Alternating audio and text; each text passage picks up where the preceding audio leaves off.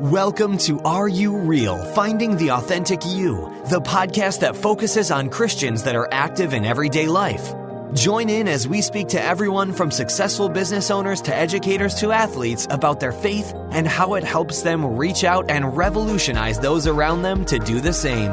And now get ready to roar with your host, the voice of manifestation, John Fuller.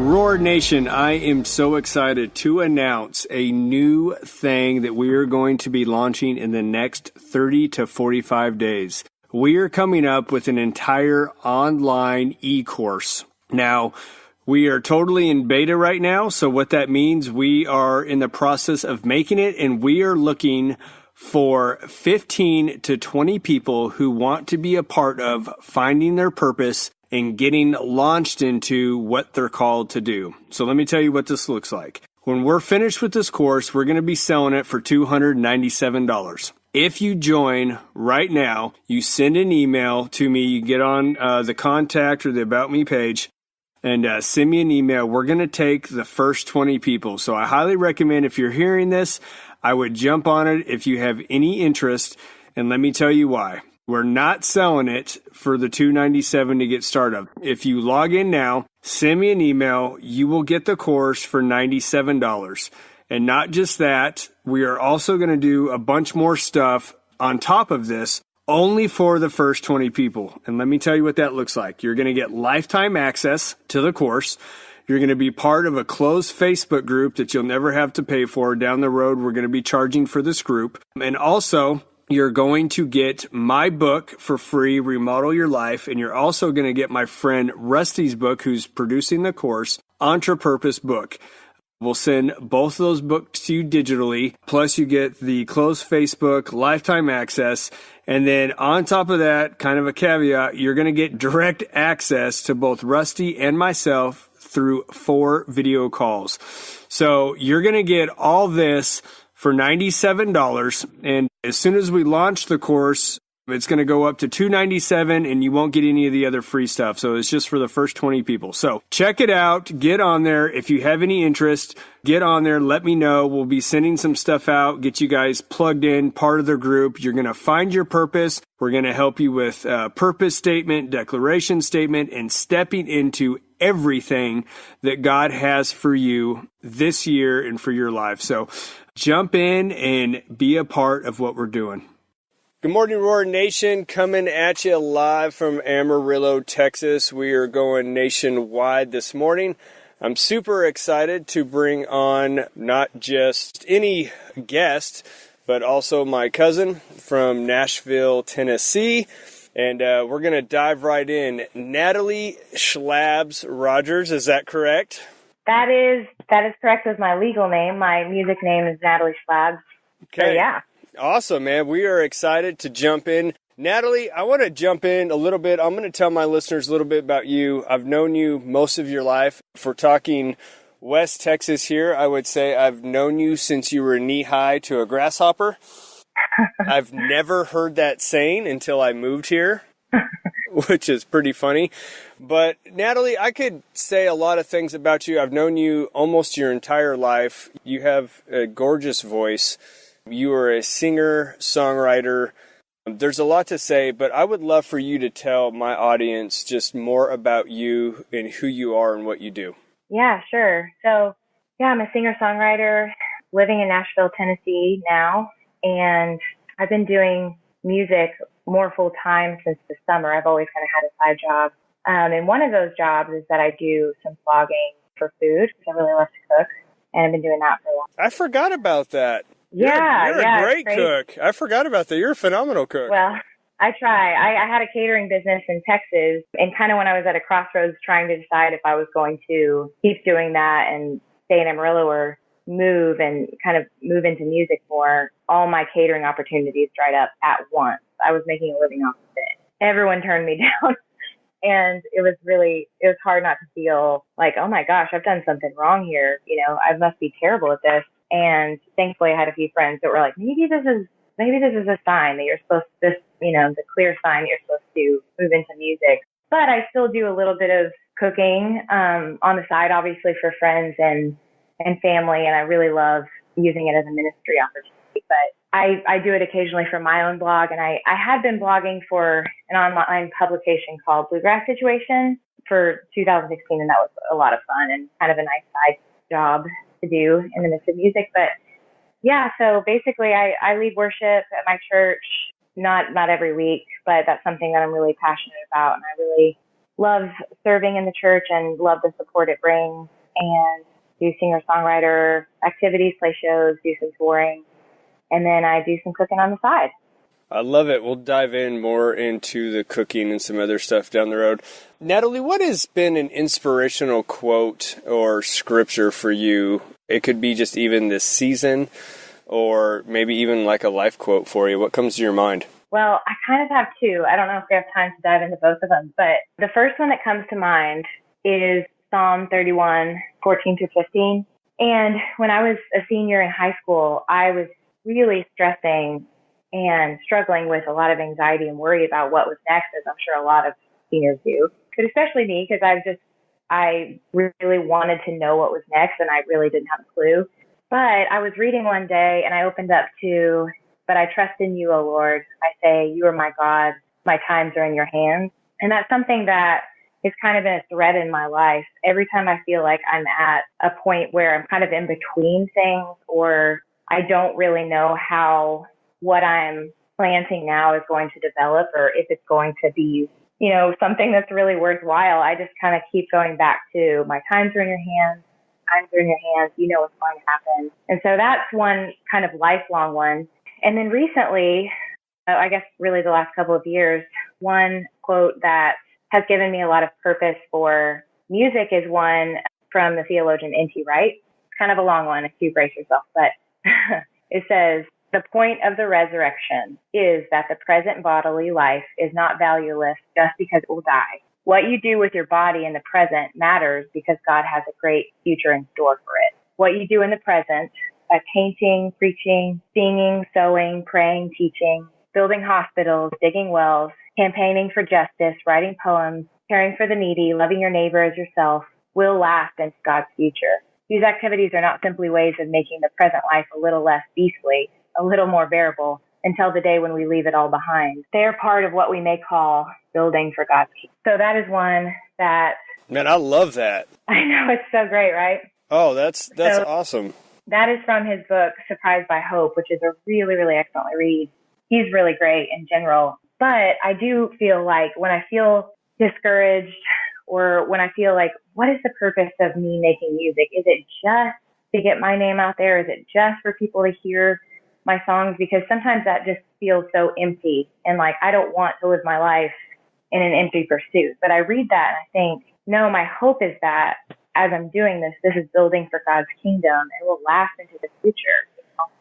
You know what I was thinking about, what I love, Natalie, about that quote, and then what you just said, though, is I think of it like this. So every time you write a song, and every time you sing that song, what people get to see is a piece of God expressed, not through anybody else, but through you. That's unique to you.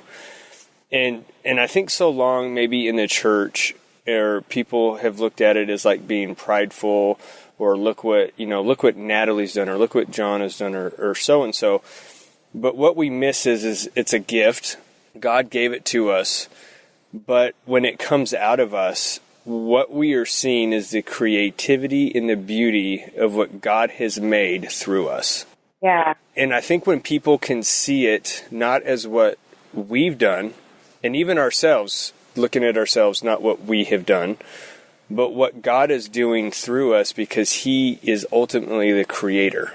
And it's just an expression of like this small atom of who He is coming out of us. And the whole world gets to see just how creative. Because I was thinking about this the other day. How many songs have ever been written or sung? Like, they're endless, right? Yeah, I mean, just millions. They never quit, but yet they keep coming out of people because that's how creative God is. And obviously not all are inspired by God, so don't send me any emails, people.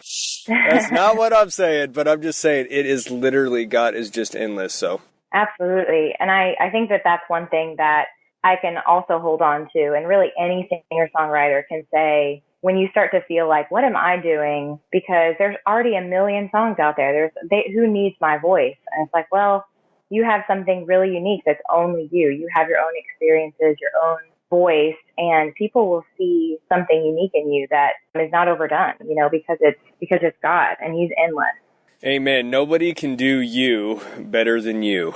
Absolutely. So, Natalie, I would love to dive in. I know you have been doing music your entire life. You come from a very musical family. 8 years, we talked about before the show, you've been doing writing and singing. But the last 4 years, you've been in Nashville. And I would love to go on, if you would kind of take me down the journey of making that decision, which I think you barely glimpsed into as far as your catering business drying up, which obviously was a God thing. But I would love, tell me about the pursuit of music and what made you decide to go down the road and do what you're doing now. Yeah. So as I mentioned before, I was catering and I really was enjoying doing that. But at the same time as that, I started writing. And what got me into really was the classic breakup situation that happens with a lot of singer-songwriters, which is funny because I never kind of pictured myself like that. But I had broken up with my boyfriend and my first boyfriend, and I really thought, like, this is the person I'm going to marry. And it just didn't seem like it was going in a good direction, and I felt really, it was clear that we didn't need to be together. But because I was really heartbroken, I had so much to say, like so much was bubbling out of me, and I had been putting off playing guitar, and my friend Dan Atkins, which, he was giving me a few guitar lessons here and there. But I basically just had to start writing. Like, I didn't know what I was going to do with it. I wasn't even thinking about what I could do with it. I just had to sit down and start pouring into writing. And so that was a really interesting season I was still catering, but I was writing all the time and playing guitar. And I just felt like I wanted to do that constantly. So it was a really kind of intense sewing in that. But what got me interested in Nashville was my friend Ryan Colwell came here several years before I did, and he was writing and recording, and he had always gotten me to sing on his albums. One was in Dallas, one was in Amarillo, but this one was in Nashville, and he asked me to come up and record on it, and I did. But what ended up happening was I met Josh, my husband, in that recording process. I had kind of known who he was in Amarillo because he's from there, but I walked in and he was playing bass, and I thought, oh, you seem familiar. And we realized that we knew each other from Amarillo. And we just became really good friends. I was waiting for you to say he was standing there and you're like, man, he looks hot. Well, I mean, if I'm being honest, I totally sent my roommate a picture and was like, bass player is That's what I wanted to get out of you. Not just this, oh, we became friends. You were checking him out thinking, dude, this guy's got it going on. All right, truth be told. Well, I totally thought that, but I broke up with my boyfriend like 6 months prior and was like, dating is the worst.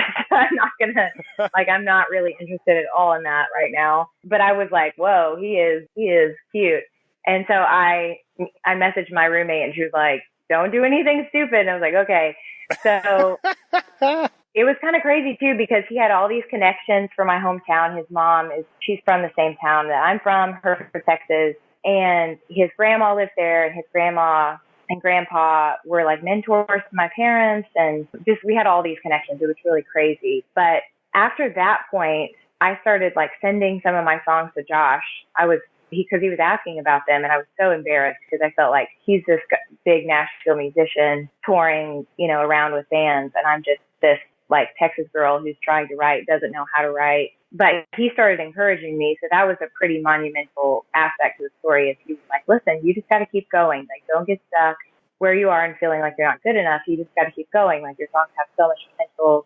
There was a couple of times where I could tell he really didn't like what I said, but he was always encouraging and always had something constructive to say. I don't know how much to get into this part of it, but for a brief stint, I went to Charleston, South Carolina I did like a kind of a school of worship through the AMIA at the time, which is an Anglican kind of church plant. So I did it there, and then I did an internship at my brother's church actually, And after I went to the classes, and I was trying to decide what I was going to do, because I knew I've always loved worship, and it's always been in my life to some degree, sometimes bigger than others, but I've always kind of had a connection with it and been doing it.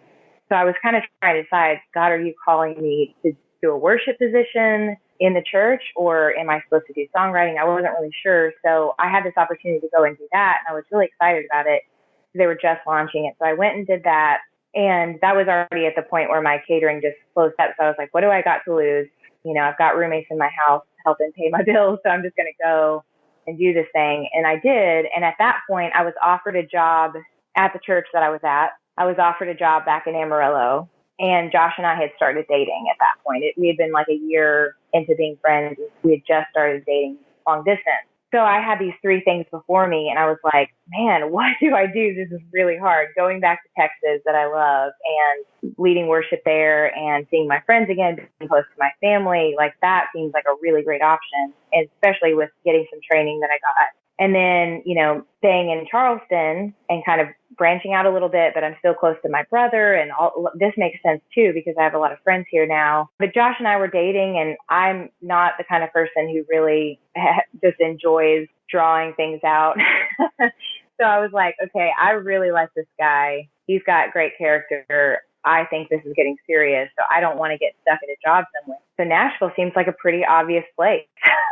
But that also kind of freaks me out, because what if I move there and we break up, and here I am in the city kind of alone and kind of doing music, but also like, how am I even going to do music there? But I just felt like that was the next thing. Like it was pretty clear to me, even despite my fears, that that was the most obvious step that God was calling me to. And even then, if I felt like I couldn't say God was calling me to it, because I didn't want to, like, I was like, am I really sure?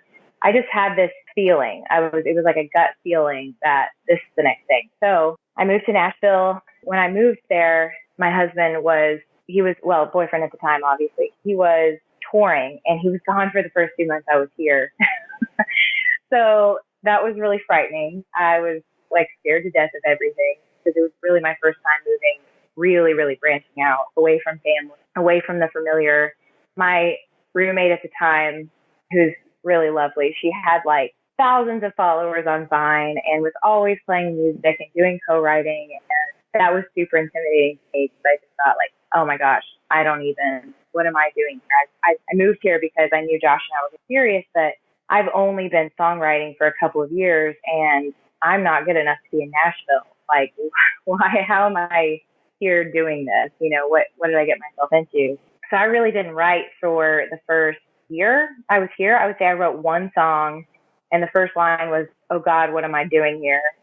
Natalie, I want to ask you this, because I'm hearing a lot on confidence, which is great. So and I'm just being honest with you because I want to hit this, were you lacking the confidence because of what you were seeing around you? Not so much what God had put in you, but you were looking to, kind of like Peter stepping out in the boat. Like when he starts to sink, he's looking at circumstances around him. And I'm going to be honest, if it was me, I'd probably be intimidated too. But do you feel like that kind of held you back at first a little bit? Oh, absolutely. I mean, comparison is a big problem for me. And I think it's also a big problem for a lot of people that are here in Nashville, because you look around and you're so close up to other people that are doing well, or other people that are amazing, or better musicians, or whatever it is. So it's immediately, you're kind of flung into a comparison, an area where comparison is so easy. And I already struggle with that. And so,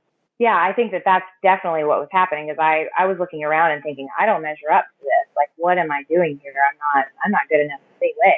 So I was very intimidated, and I really, really was kind of like frozen up for a year, just trying to get myself out there as a person and get people to know me and start to feel comfortable just with who I was in general, because I did not feel ready to put myself out there creatively, because that felt like even more of a step.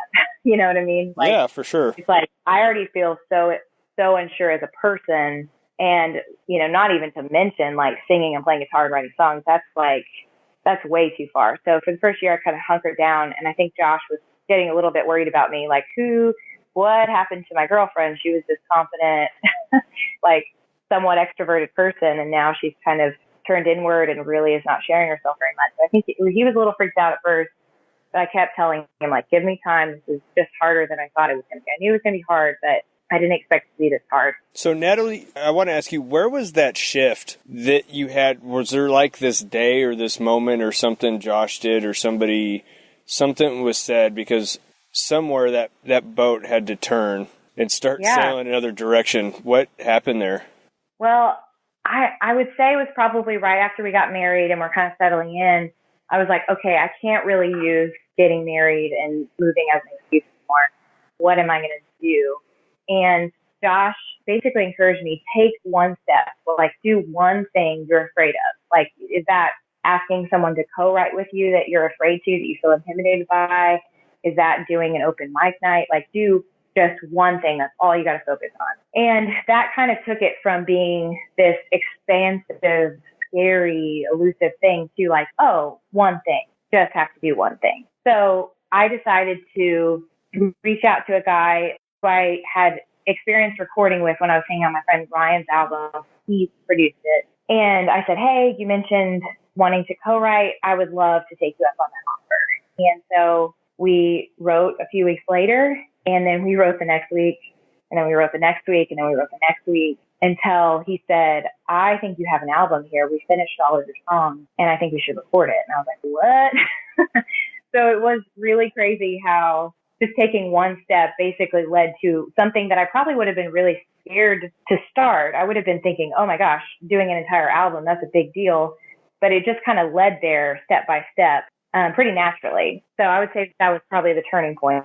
I love that because, man, I love Josh's advice because there is so much wisdom in what he said. And when I coach people and when I do stuff, it's literally just find that one thing. It can be a small thing. It doesn't matter. But just literally take a step in that direction. And you can see that one step of your husband encouraging you or a friend or just anybody to go in that direction. That led from writing to continually to writing to now you have an album.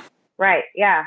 I know. It's really crazy. Like step by step, that's where I landed. And my friend Ryan did say when I told him, like, I'm really scared to do this. And this kind of happens periodically. Every time I get freaked out, I usually tell him, like, I'm scared to do this. And he's like, okay, do you think even if you stopped playing out or recording, would you still keep writing? I'm like, yeah, I do. I think that's really a part of who I am. And it's a really important outlet for me. And he always says, like, okay, do you think it'd be really beneficial for you or for anyone else for you to bury what God has given you, not show it to anybody and hoard it for yourself?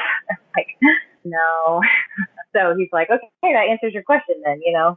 Yeah, I love that. So what is that one thing that you would do even if you didn't get paid to do it, but you could just do it because it's a natural overflow of who you are? And man, you're just dropping tons of stuff for our listeners because I think people need to hear that. Because a lot of times we don't realize the things that we're just naturally gifted at, or it's an overflow of our heart, we take those things for granted. Because we just think, oh, well, it's natural, or it's just easy for me, or we kind of put it on the shelf as no big deal. When in fact, that is who we are, and it needs to come out, and we need to share that with the world because that's who God created us to be.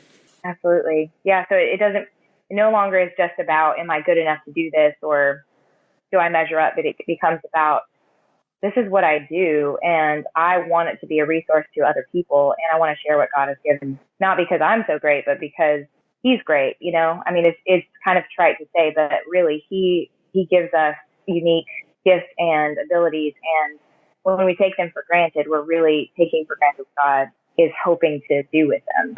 Absolutely. Natalie, I want to kind of skip around on a couple questions. I want to ask you, what do you feel like your biggest strength is in what you do? So I really think I've only really discovered this in the last couple of years. So I would say two things that I think that is a strength in this area is dealing with people, whether it's in a co-write or on tour or dealing with a musician that I'm hiring. I really, really love people, and I think it's really important to treat people well. And so I think that just dealing with people, even difficult people, I don't really have a hard time with being kind or being patient or whatever. So I think even in hard circumstances, if we're on tour and something goes wrong, I can usually keep my cool and not treat people badly. So I think that that's one thing that I've discovered is like, okay, I really, really enjoy the people aspect of my job. And I don't really have a hard time with including people or getting to know people or just trying to have integrity with my feelings with them. So I think that that's a huge thing that not a lot of people think about in terms of music. But if you don't have integrity, it is really hard to do anything, I think. I mean, of course, people get ahead by doing wrong things and bad things, and I see that in music all the time. But if you're going to have a really, really lasting, meaningful career, then you really have to treat people well and do what you say you're going to do. And that is one thing that it's really important to me to have integrity. So that comes relatively naturally for me. But the second thing is, I don't know how to put this into words, but I would say planning and timing. I really like to pay my musicians like before a show or the day of a show. I like to send them, spreadsheets of what our tour is going to be like. I like to be ready when they come for rehearsal. And I'm starting to see that as a strength. I think before I just thought, I didn't think about it. And my husband told me, like, this is where you shine, is being on time, doing what you say you're going to do with people, and being organized, which is not a lot of. I was just going to say, man, the only musician that I know who is organized and on time would be my wife. And that's it. And she is totally that way. Yes. I mean, you two, that's it, because I have been around musicians for the last 20 years because Casey and you guys, everybody lead in worship. And I got to say, they are just, time is not relevant. It's a whole nother dimension and late and just not organized. So that is a huge quality, which I think will serve you very well. Well, it is something that comes really naturally to me, and I'm really trying to step more into the realms of music that require that because it comes so naturally. Because there are plenty of things that don't when it comes to music. So, okay. Natalie, what do you feel like, and I could guess on this one going off your biggest strength, but what do you feel like your biggest weakness is? In music? It could just be music or just in life that you're aware of, that you overcome. Yeah, I would say two things kind of tied together is self-doubt, not really valuing myself enough or valuing what I'm doing enough to be confident in it. And the second thing would be perfectionism, because I don't know if our listeners or the listeners that are hearing this are familiar with the Enneagram, but I'm a 1 on the Enneagram, and it's really difficult for me to do things that I'm afraid of because I'm always wanting to wait until it's perfect or not put anything out until it's perfect. And I'm discovering, especially in music and certainly in life, that really can't wait until it's perfect to move forward in something or until you deem it's perfect enough, because it kind of is never really perfect by usually anybody's standards and by my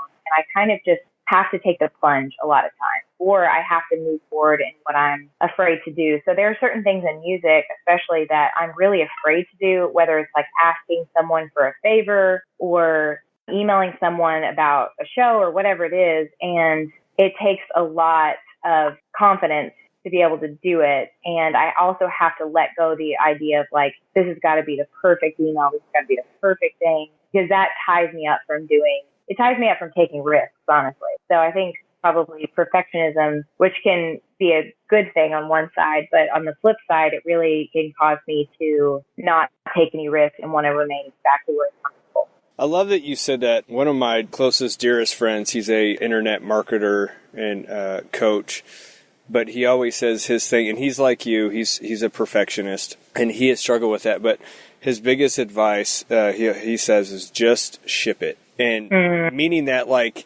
it'll never be what you want it to be, but get it as close as you can and then just get it out there. And then the more you get stuff out there, the better it gets. But if you're always waiting for that one thing to be right, it's never going to be right. Absolutely. And you have to, because just an analogy, when I go back, I remember the very first time I ever flipped a house. I was like 20 years old. And this sounds so funny, like talking about like not even being able to write a song, right? When you get to Nashville, well, I didn't even know how to lay tile in a bathroom. And like the thought of it was so overwhelming, and this house was like an easy flip. I mean, all I had to do was just scrape the floor, lay some tile, and paint the walls. Like it doesn't get any easier than that. And like I was so overwhelmed, and I had to hire this guy to show me how to do it, and he did it. And it was such a big deal to me. And I look back, I mean, even 5 years down the road after that, I look back and I laugh because, I mean, that's like the perfect flip house now if I was to buy it. But what's funny about that is it seems so overwhelming and so big at the time, but it's really not. And it's going back to what you said before, is just taking that step of faith. And when we do that, it literally just gets easier and easier and easier. So I'm saying that to encourage you, which I think you're already obviously well down your path, but those listeners also, like, just do it. And if you fall on your face, well, the beauty of it is you do get right back up and you just fall again. It's kind of like walking. You just keep falling until you figure it out. Yeah, absolutely. And most people that have any measure of success in any field, if you listen to their stories, you think like, wow, they had a lot of failure before they ended up here. And that's a really important part of the journey, is failing while you're doing it, I think, or I'm discovering at least. No, I agree with you. I was listening to a podcast the other day. I don't know who it was, but they had kind of mentioned it. I'm paraphrasing, but they basically, the guy said, he was being interviewed. It might have even been a guy, Sir Richard Branson from Virgin Records and Virgin Airlines. It might have been him or somebody, but they basically said, like, failure is your greatest mentor because it's painful and it can be costly, but you don't learn from success what you learn from failure because it hurts. And you have to dig deep, and you have to think about it, and that's just the way it is. And I mean, I'm sure between the two of us, we could have tons of stories. But yeah. That being said, Natalie, what is the biggest thing that God is stirring inside of you right now? Well, I think that it has been a kind of a tough season of writing for me, because I've been doing some writing on my own, which I really got used to co-writing, which is very, very common thing in Nashville. But I kind of got addicted to it and stepped back for a few months and wanted to kind of write some songs of my own and let them just kind of develop without having someone come in and finish them quickly. And so I think that because of that, I'm still in the middle of working on my second album, and it's been a little bit slower than last time. But I really feel right now that God is moving me into, or calling me to finish this album, to work on it, to figure out who I'm going to have produce it and all of those things. And it really, for me, it's really hard because there's a lot of choices, and I feel like, oh, what if I make the wrong one? And so that makes me want to halt and just like stay where I am. But I really feel like I need to focus on finishing this up. So that's what I'm trying. Okay, that's awesome. Well, we'll be praying for you that something awesome obviously is going to come out of that. There's nothing like quality time with yourself and the Lord, right? That's right. Natalie, what is a recent book that you would like to share with our audience? I know you're a good book reader, so do you have something that you've read recently that you would like to share with us? Yeah, I'm actually still finishing it up, but it's been really, really given me a lot to think about. It's called You Are What You Love by James K. Smith. It's a little bit of a throwback to St. Augustine, which is, forever ago. But basically, the idea is that we're primarily lovers before we're thinkers. And even if we think that our intellect and just our thinking guides us, if we pay really close attention, it's our loves that are driving us to do what we're doing. And it's given me a lot to think about for a lot of reasons. But I think one recent thread or principle that I've been thinking about is just to pay really close attention to my heart in this industry or in this season of life. I mean, as somebody who has been in church for forever, you have to, or somebody that's in ministry, sometimes we can get really wrapped up in thinking that we're doing the right thing. I mean, we're in the right activities, we're in disciple making things or spiritual discipline, whatever. But I've been really convicted lately to pay closer attention to my heart and like, what do I really love? I feel like the right answer is to say, I love God, I love His Word, I love people, yada, yada, yada. But there's a lot of other stuff going on in my heart if I'm paying attention, and I want to cultivate the work and the things that form my heart to love God first. And it's really easy to get away from that. And so I've been thinking a lot about that, and recently decided to do more scripture memorization, not as something that I can just check off my list. It's like, okay, I'm doing the right thing, but really because I feel like, man, you know what, in this season, I've gotten away from really diving into the Word and reading it in chunks. And I feel like I've spent a lot more time on my phone And that's really formed my heart a certain way. And I want to get back to the things that form my heart to love God before A, B, or C. So it's been a really great book, and it's given me a lot to think about. Highly recommend Called You Are What You Love. Awesome. I wrote that down. I will share that with our listeners and on our show notes. That was a great answer, Natalie. I like that one. Okay. So, Natalie, this is one question I never skip for my listeners, and I want to ask you. So, if you got to go back to a younger you, like Back to the Future, so we're going to take a ride in the DeLorean. Back to the Future. Okay. Okay.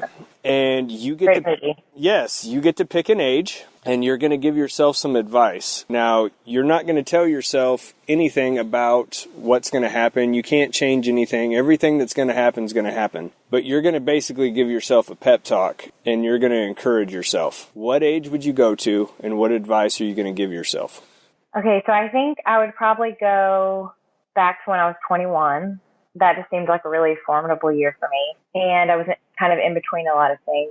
I would probably just say, stop taking yourself so seriously and just do something. Because I was a very serious teenager and young adult. And I think as I've gotten older, I've actually gotten like sillier and more goofy. And I think that's a good thing because I was a very serious teenager. But I would probably just say, yeah, don't take yourself so seriously. Stop waiting for the perfect moment and just to do something. Man, girl, you're preaching to me. I got to tell you, it's funny you said that, to not taking yourself so seriously. I find like when I go on vacation or I'm with my family or I'm away from work or all these outside pressures, like I'm such a different person. I'm so much more relaxed. I joke around.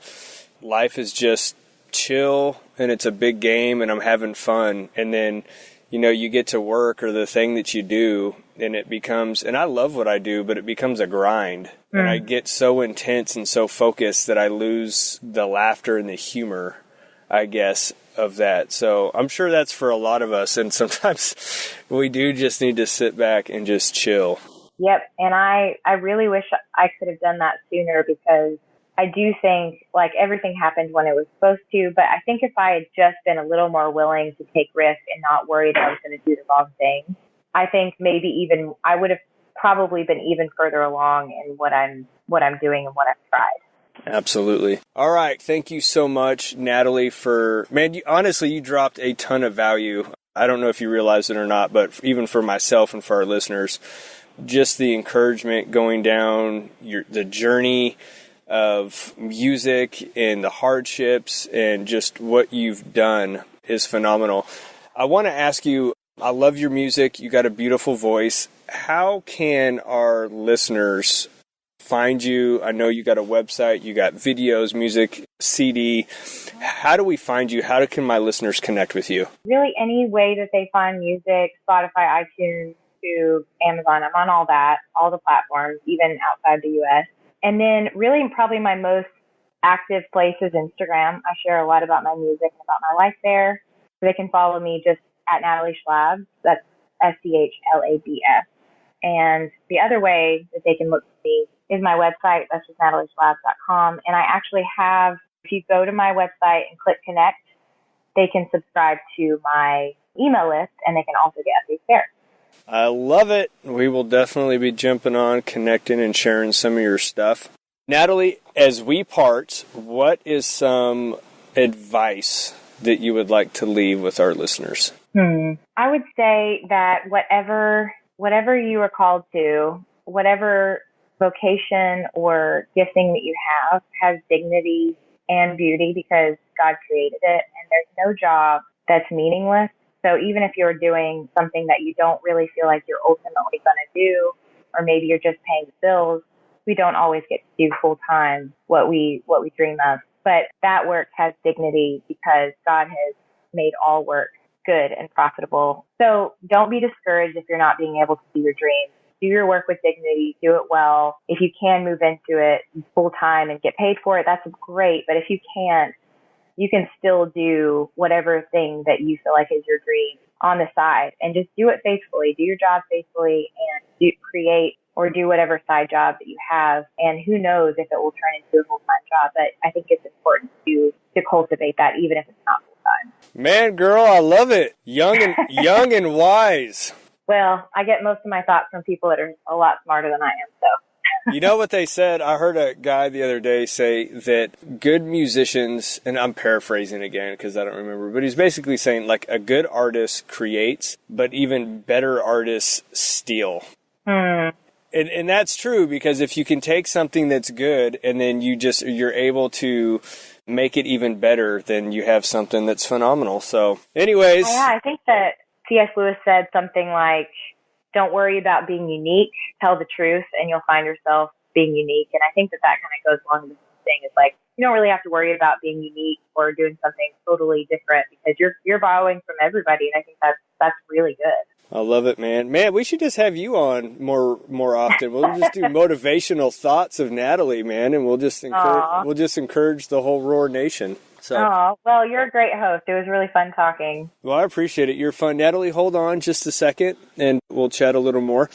Roar Nation, thank you guys so much for tuning in. I hope you got a lot of value out of finding purpose, direction, and even the hardships of life, even though at times when we're going through them, I believe that they are stepping stones of things that God has placed in front of us to step on and to rise above to the next thing. So I just encourage you in your walk today to go forward. Whatever God has for you, do great things, do it with integrity, and steward it well. And if you need help, please reach out, email us. Get on our Facebook. We are sharing videos every day of people from different platforms. As you know, we now have a business, fitness, spiritual, success, and a creatives podcast all on here Monday through Friday. So please tune in. I will not be your guest on the other ones, but I have brought on 5 other guests who I believe are even better than myself, or I would not have brought them on. So you will enjoy them. And remember, be real, be authentic, and be you. God bless. That's all for this episode of Are You Real? Finding the Authentic You. Be sure to go to areyoureal.org for your free questionnaire to identify your gifts and talents and how you can use them to help people become leaders and catapult them into their destiny to help others become the leaders of tomorrow. We appreciate you spending your time with us and look forward to helping you reach out and revolutionize next time on Are You Real? Finding the Authentic You.